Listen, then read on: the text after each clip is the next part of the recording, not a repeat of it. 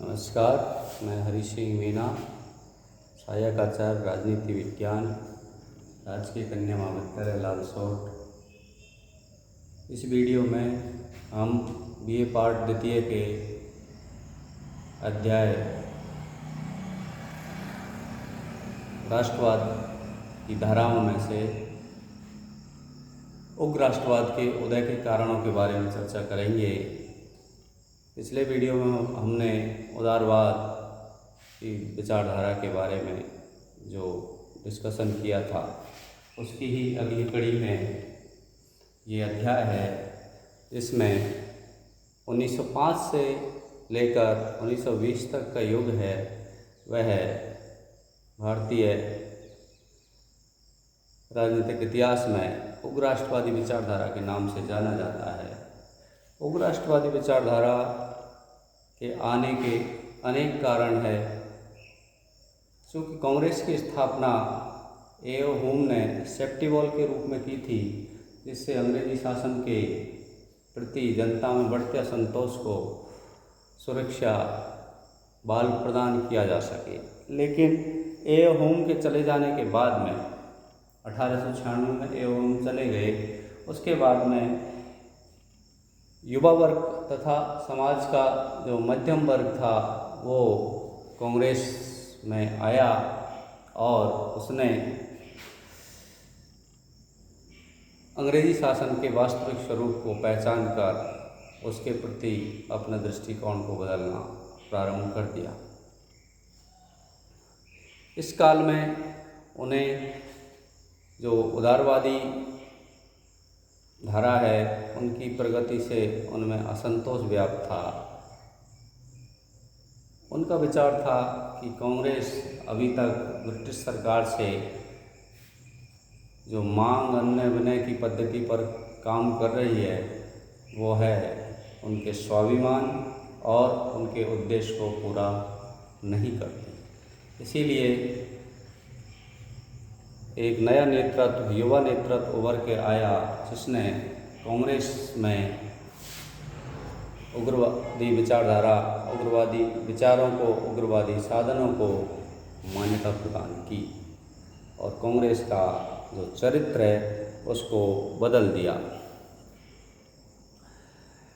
इसके प्रमुख जो नेता है वो बाल गंगाधर तिलक, लाला लाजपत राय और अरविंद घोष थे। इनको लाल बाल पाल के नाम से जाना जाता है।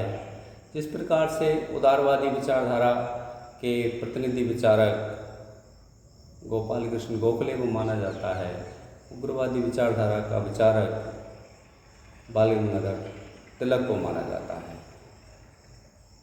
उग्रवाद का उदय अचानक नहीं हुआ, बल्कि कुछ ऐसी परिस्थितियां बनी जिनके कारण उदारवाद का उदय अवश्यंभावी हो गया। इनमें सबसे पहला कारण हम डिस्कस करते हैं कि कांग्रेस के प्रति अंग्रेजी शासन का रवैया।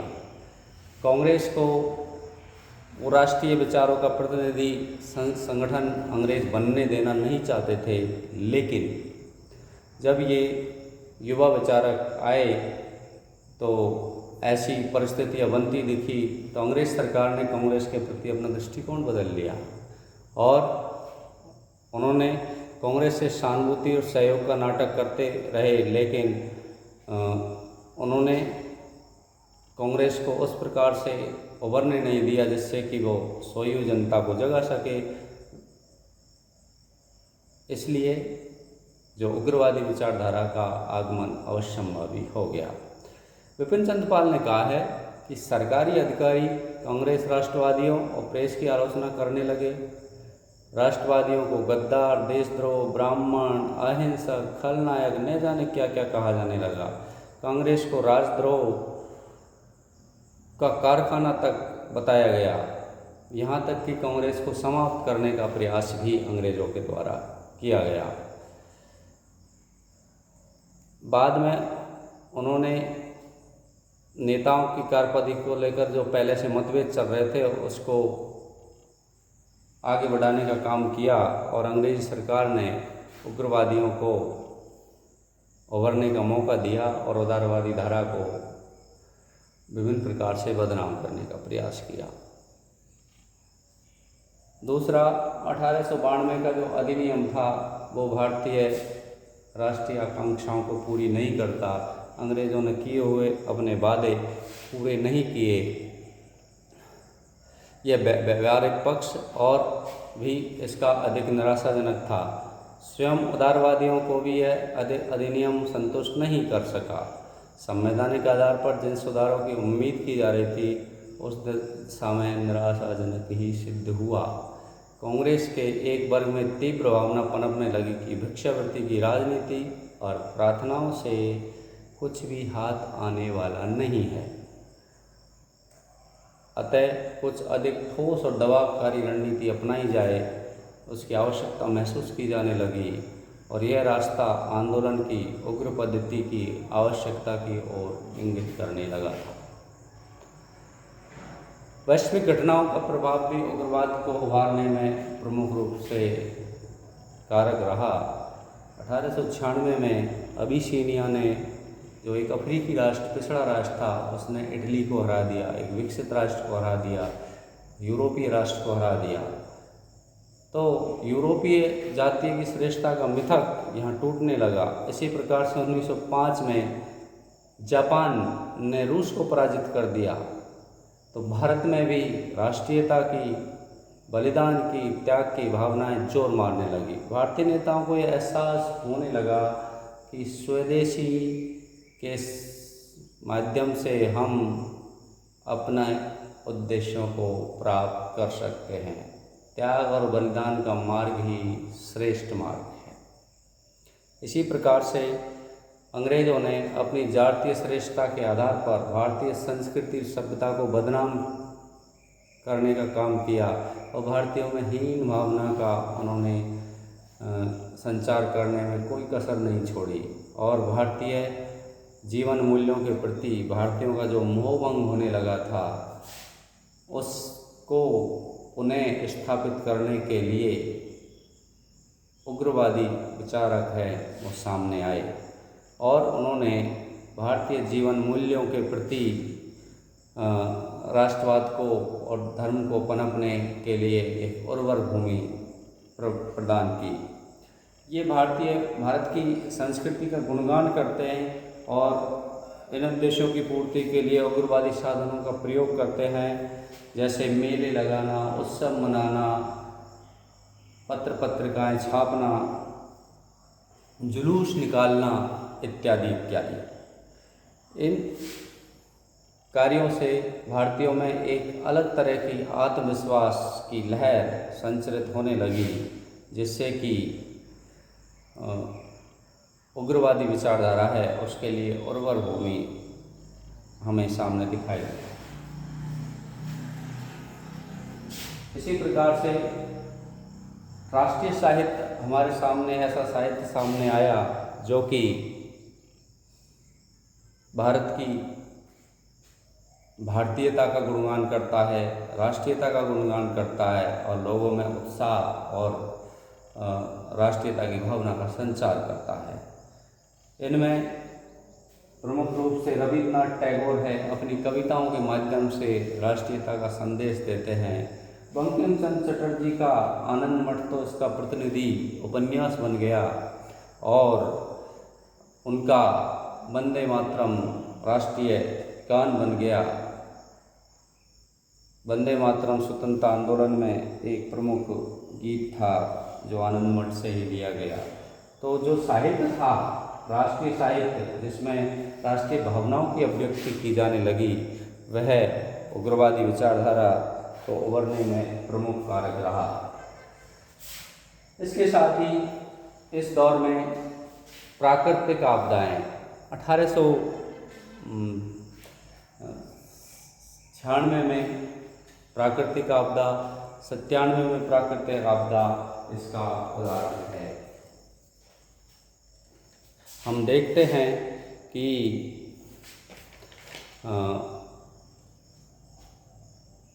पूना में प्लेग फैला और उसमें सरकार का रवैया उदासीन, दमनकारी और लोगों के तरह तरह की यातनाएं देने का काल रहा।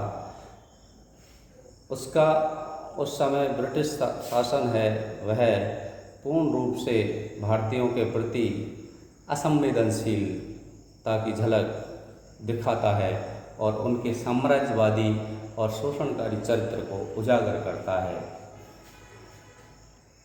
इसीलिए कमिश्नर रेंट की हत्या हुई और जो भारतीयों का जो असंतोष था वो क्रांतिकारी आंदोलन की तरफ बढ़ने लगा।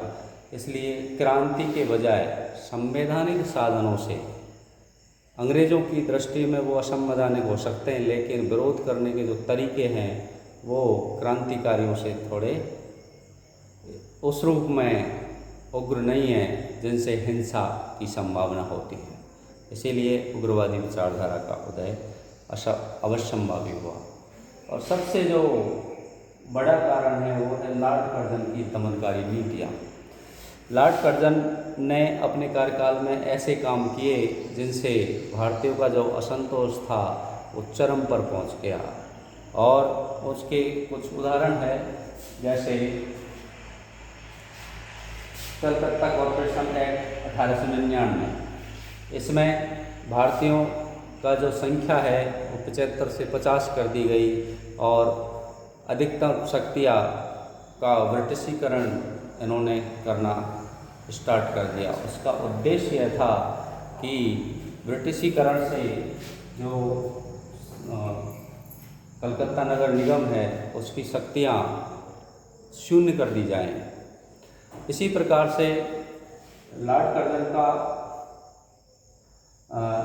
भारतीय विश्वविद्यालय अधिनियम 1909, जिसमें सिंडिकेट, सीनेट आदि पर नियंत्रण स्थापित हो गया और विश्वविद्यालयों को मान्यता देना, अनुदान देना, इनमें सरकार कठोरता का पालन करने लगी और उससे इनकी स्वायत्ता पर गंभीर चोट की गई, जिसके कारण भारतीय जो युवा वर्ग था, पढ़ा लिखा वर्ग था, उसमें असंतोष तीव्र हुआ। इसी प्रकार से भारतीय लोक अधिनियम, इसमें पहले सरकारी या सैनिक संबंधी सूचनाओं को देना ही राजद्रोह की श्रेणी में माना जाता था। अब असैनिक से सूचनाएं जो सरकार के विरुद्ध है उनको देना भी राजद्रोह की श्रेणी में रख दिया गया। तो प्रेस की स्वतंत्रता एक प्रकार से समाप्त की गई। इसी प्रकार सबसे जो तीव्र क्रांतिकारी परिणाम था वो था कर्जन का बंगाल विभाजन का निर्णय। क्योंकि बंगाल विभाजन कर्जन ने अपने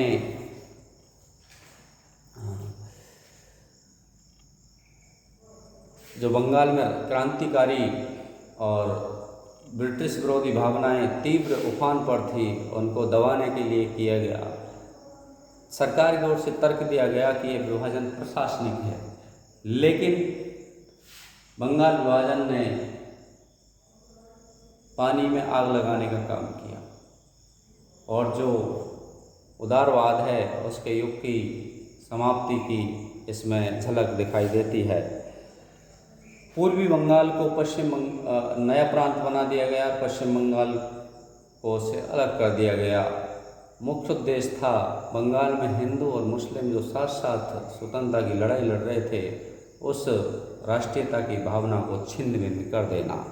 इसी के विरोध में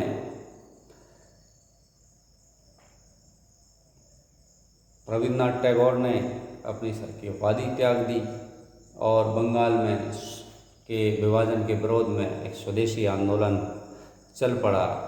इस प्रकार से जो उग्रवादी विचारधारा है राष्ट्रीय आंदोलन में कांग्रेस का 1905 से और 1920 का काल इसी रूप में हम देखते हैं कि उसका उदय अवश्यंभावी था। उग्रवादियों के जो साधन थे वे क्रांतिकारियों से इस रूप में भिन्न थे कि वो हिंसक नहीं थे। हिंसा की संभावना भले ही उनमें हो, लेकिन वो हिंसा को प्रोत्साहन नहीं देते और उनके साधन थे राष्ट्रीय शिक्षा, स्वदेशी अंग्रेज़ों से असहयोग, निष्क्रिय प्रतिरोध इत्यादि इत्यादि।